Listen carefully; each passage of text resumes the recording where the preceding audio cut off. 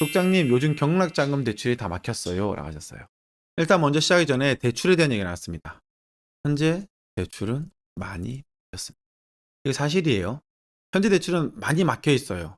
그러니까 막혔다라는 게 어떻게 막혔냐면요. 쉽게 말씀드리면은 1금융권은 거의 대출을 해주지 않으려고 해요. 그냥 끝났어. 물론 저는 11월 12일 날 대출을 받기로 했습니다. 1금융권 우리은행에서. 안 되진 않아요. 저 11월 10일, 12일 날 대출 받기로 했어요. 1금융권 우리은행에서. 낙찰가 13억, 대출 11억 8천. 낙찰 가격의 약 90% 되죠. 저는 확정을 짓긴 했어요. 받긴 해요. 그렇다고 안 나온 거 아니에요. 근데 1금융권에서는 지금 대출을 돈을 다 썼어요. 돈을 다 소진해서 안 하려고 하고요. 이제 2금융권이 해줘야 돼요. 2금융권도 어떻게 됐냐? 그러니까 대출에 대해 전화해서 물어보면 뭐라 그러죠? 요즘 대출 안 나와요 하시잖아요. 왜 그러냐면은 올 초만 하더라도 그냥 돈이 있었을 때, 은행에 돈이 있었을 때, 이 2금융권에 돈이 있을 때에는 한 지점에서 대출을 해줍니다. 그런데 지금같이 돈을 많이 사용했잖아요. 그러면 10억을 대출 나온다.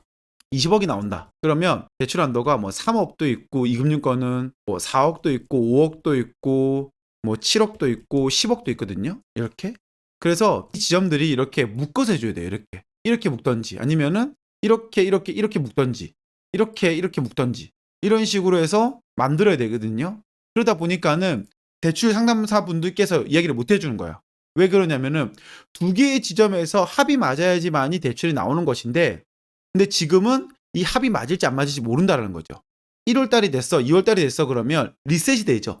리셋이 되면은 그 해의 실적을 채워야 되다 보니까는 대출을 해줄 수 있어요. 한도가 풀려 있으니까. 근데 지금은 한도가 많이 줄어져 있죠. 대출도 많이 나가고. 그러다 보니까 은행에서 또는 대출 상담사분들께서 대출이 어떻게 나옵니다. 어떻게 됩니다. 이것에 대해서 얘기를 해줄 수 없다라는 거예요. 그래서 지금은 대출이 굉장히 안 나오는 시기다.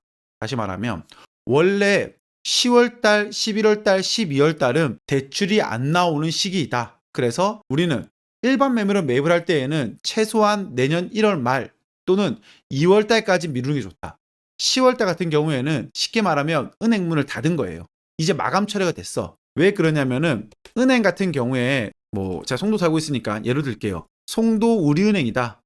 너네들 1년에 5천억 대출해줘. 했는데 벌써 이미 6천억이 나간 거예요.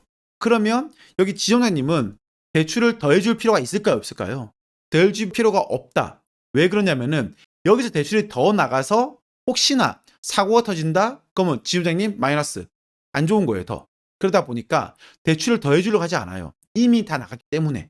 그래서 못 해줍니다 라고 얘기하는 거예요. 왜? 내가 더해줘서 이것에 대해서 문제가 생기게 할 필요가 없어 라고 하는 거예요. 그래서 해주기 싫어한다. 그리고 또 있죠.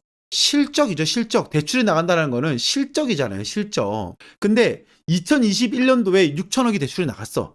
그러면 2022년도 송도 우리은행의 목표는 어떻게 돼요? 6천억이 될까요? 아니죠. 야, 작년에 너네 6천억 했잖아. 자, 이번에는 조금 더 힘내보자. 7천억. 7천억 가자 되는 거예요. 그러면 내년엔 더 힘들어지는 거죠. 내가 지금 실적을 다 쌓았는데 대출을 더 해줘? 그렇다고 내가 더 좋은 나에게 혜택이 있어? 그렇지 않아.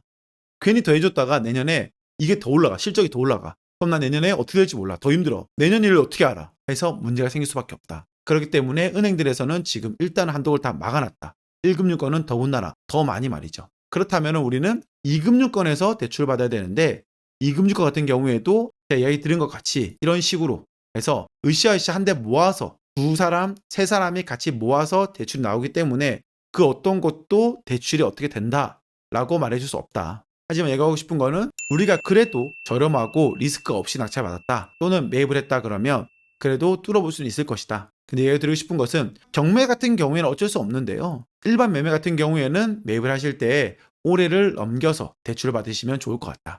그래서 저는 내년 1월달, 2월달에 잔금 치를 게 또 있다라고 이야기를 드리고 있어요. 아시겠죠? 대출에 맡겼다고 하는데 지금 다가구 낙찰받은 상태인데 두드림이 열리겠죠 하셨는데 이거 솔직히 제가 어떻다라고 말씀드리기 어렵네요. 무주택자이신 거죠? 1주택자? 1주택자신데 대출이 나오시나요? 대출에 대한 부분에 대해서는 제가 어떻게 말씀드리기 애매한 거는요. 어떤 물건인지 봐야 되는 것도 좀 있긴 해요.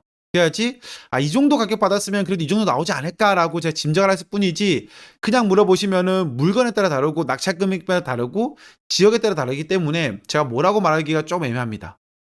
저 같은 경우 아파트 한 채, 다가구 한 채, 상가 한 채 갖고 있는데요. 이제는 법인으로 투자해야 될까 싶습니다. 신규 법인을 만들려고 알아보던 중 직업 특성상 부모님을 대표로 세우려고 하고 있는데요. 부모님 소득이 많지 않으신 상태인데 대출이 힘들지 않을까 싶습니다. 신규 법인으로 투자하려는데 방향이 맞을까요? 하셨는데, 어, 법인을 만들려다 보니 직장이 있습니다.